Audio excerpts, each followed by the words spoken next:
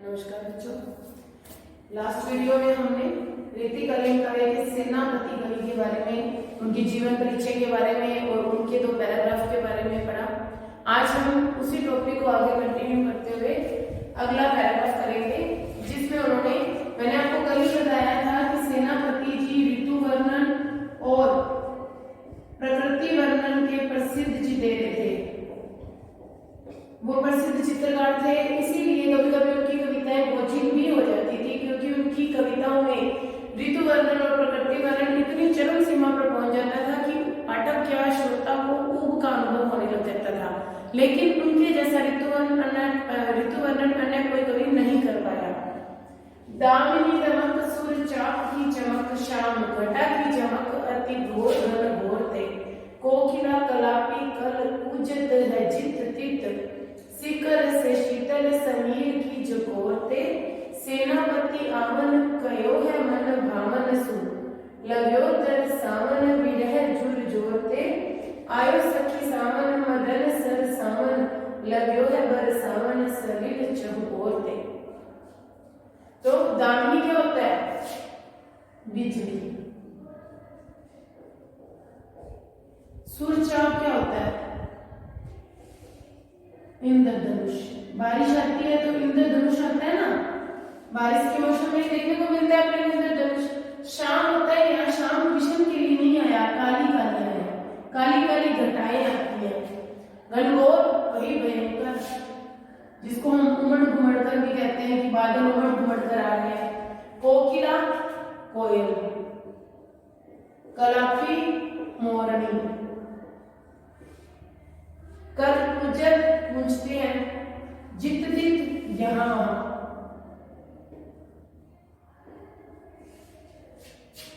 शिखर बारिश की बूंदें,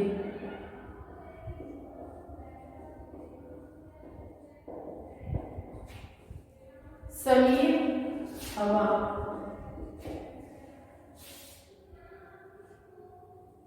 विरह जो विरह रूपी ज्वर, रूपक अलंकार का प्रयोग। ज्वर क्या होता है? बुखार। सलिल, सलिल होता है जल। चहुओर चारों ओर, चारों मतलब सारी जगह। सरसावन मदमस्त।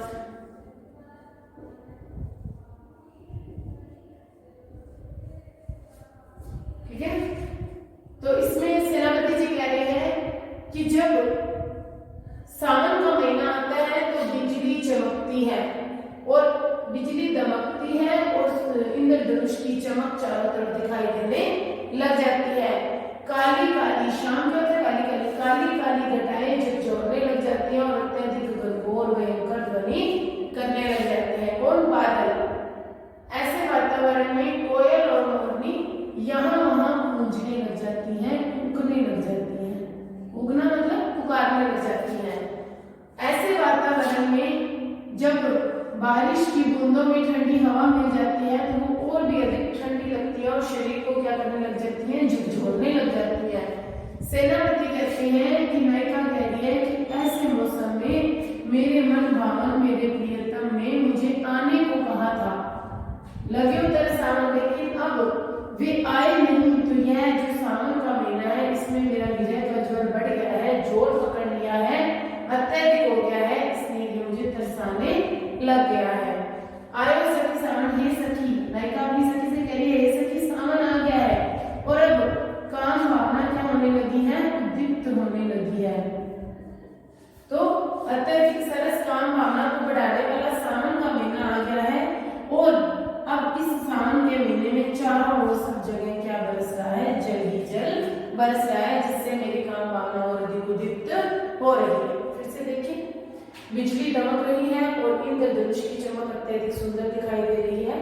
सावन के महीने में काली काली घटाएं झकझोर रही हैं और चारों तरफ घनघोर ध्वनि, बादलों की गड़गड़ाहट की आवाज सुनाई दे रही है। ऐसे वातावरण में कोयल और मोरनी कूकने लग गई हैं और यहाँ वहां उड़ने लग गई हैं। ऐसे समय जब सावन का महीना आया तो हवा में मिलकर जो बारिश की बूंदें हैं वो और अधिक ठंडी होकर शरीर को झकझोर रही है।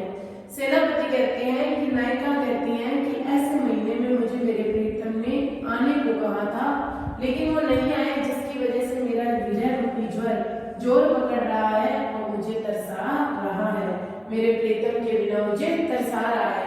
आयो सखी सावन, अब हे सखी सावन का महीना आ गया है और जो मेरी काम भावना की वजह से कामदेव मुझे अत्यधिक सुंदर प्रतीत हो रहे हैं। महीना जिस वजह से मेरी काम भावना बढ़ रही है और इस महीने में चारों तरफ क्या हो रहा है, जल ही जल बरस रहा है, चारों तरफ धरती जलमग्न हो रही है। तो सावन के महीने में प्रीतम के बिना जो कठिन पल वो बिदारी या नायिका, उसका सुंदर चित्रण किया गया है और प्रकृति का सुंदर चित्रण किया गया है और हवा का और जो वातावरण सावन के महीने में बिजली चमकना, बादल घुमरना, इंद्रधनुष का दिखना, इन सब का वर्णन किया गया है। नेक्स्ट पैराग्राफ हम करेंगे। अगर ये आपको समझ आ गया तो एक साथ करके दिखा देते हैं एक बार इसको कि बिजली चमक रही है, इंद्रधनुष भी चमक रहा है, काली काली घटाएं जगजोर रूप से गलगोल घटाएं बढ़ रही हैं, कोयल और मोरनी चारों तरफ इधर उधर गूंज कूक रही हैं, हवा में जल की बूंदें मिलने से, जल की बूंदों में हवा के मिलने से वो ठंडी झकझोर रही है शरीर को। सेनापति कहते हैं ऐसे समय नायिका कह रही है कि मेरे प्रीतम ने मुझे आने को कहा था लेकिन वो नहीं आए, जिसकी वजह से मेरे वीरा रूपी ज्वर और बढ़ गया है कि हे सखी सावन तो आ गया और काम भावना भी उद्दीप्त हो गई है और अब ये मुझे तरसा रहा है और ये चारों तरफ जल ही जल बरसा रहा है। नेक्स्ट करेंगे, इसमें श्री राम के शौर्य बल का वर्णन किया गया है।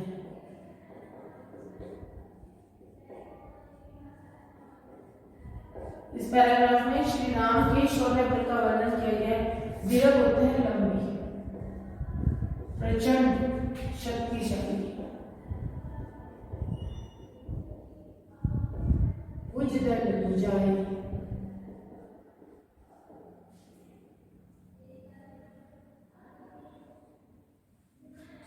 फलित शेषनाग,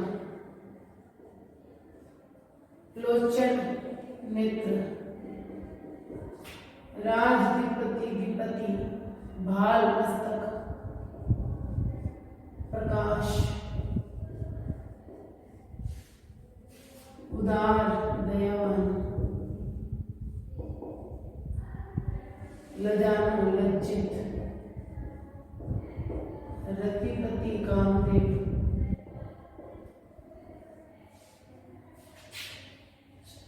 युवराज युवराज अर्थात राम, गजराज हाथी,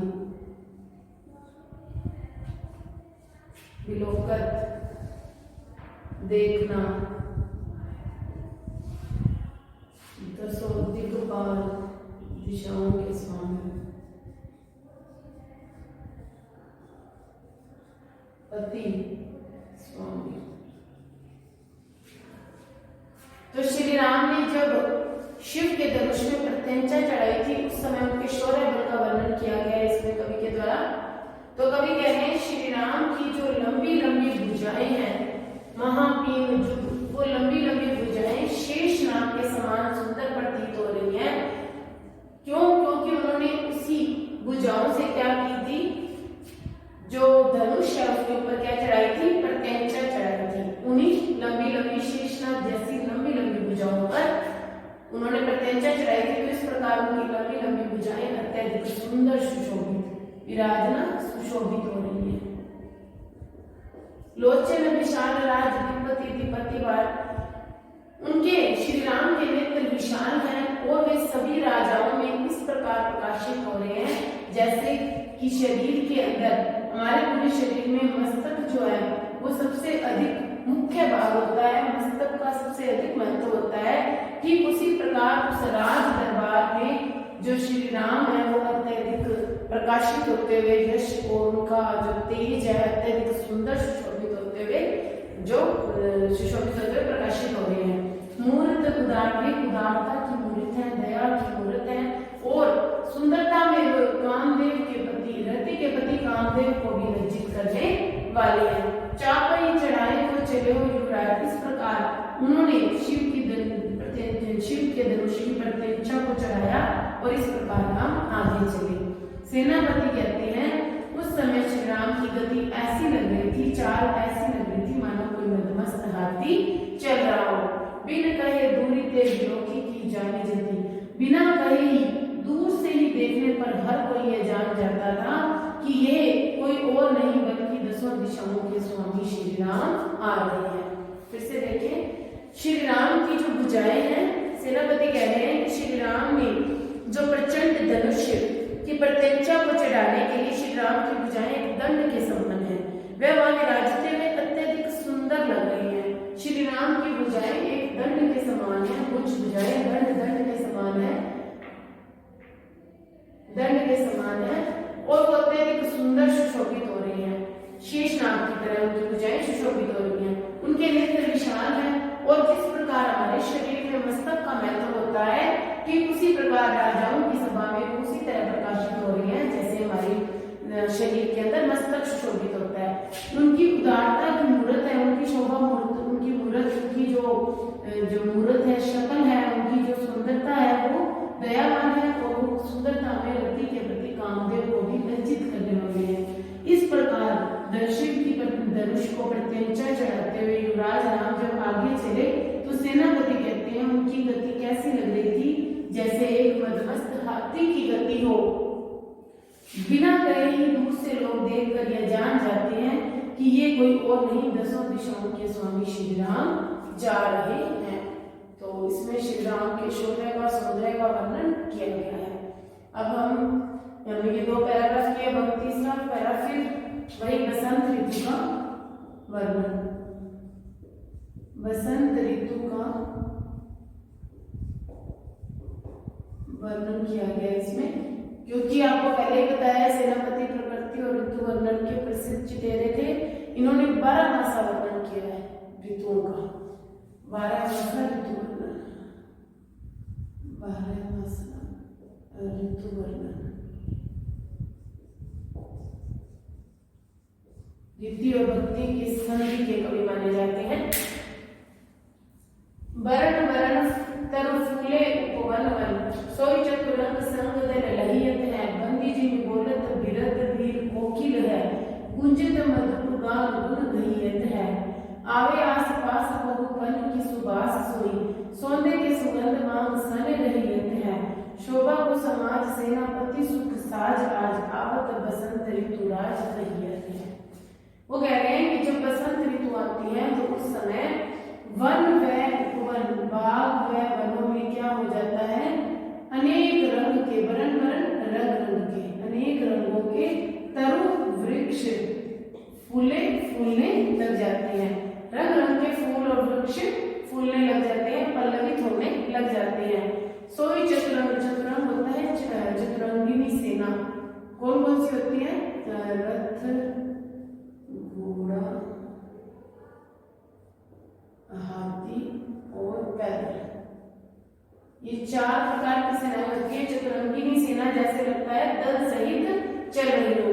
बंदी जिन को, जिस प्रकार कोई बंदी वीर के काव्य पढ़ता है, कोई बंदी जन वीर काव्य पढ़ते हैं अपने राजा के यश का गान करने के लिए, उसी प्रकार कोयल जो है वो क्या कर रही है, बंदी जन का गान गा रही है। मधु होता है भंवरा, बहुपन होता है फूल, सुबास होता है सुगंध,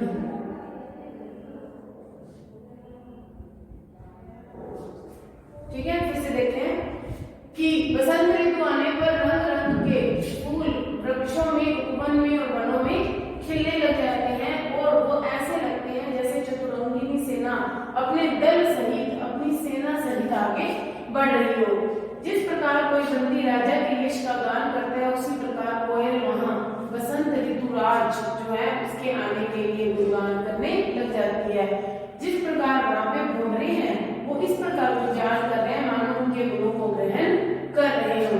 आवे आसपास वहां चारों तरफ आसपास फूलों की सुगंध फैली हुई है और ऐसे लगता है सौंदर्य की सुगंध मांग सने रह जाता है कि जो भी वहां से आ रहा है ऐसे लगता है उस सुगंध को अपने अंदर समाहित कर रहा है। शोभा को समाज सेनापति सुख साज, शोभा का समाज जो श्री राम, शोभा का समाज जो ऋतुराज बसंत है जिससे कि अत्यधिक शोभा सुशोभित होती है, सोनापति कहते हैं वो सुख के साज हैं, अर्थात सुख के स्वामी हैं।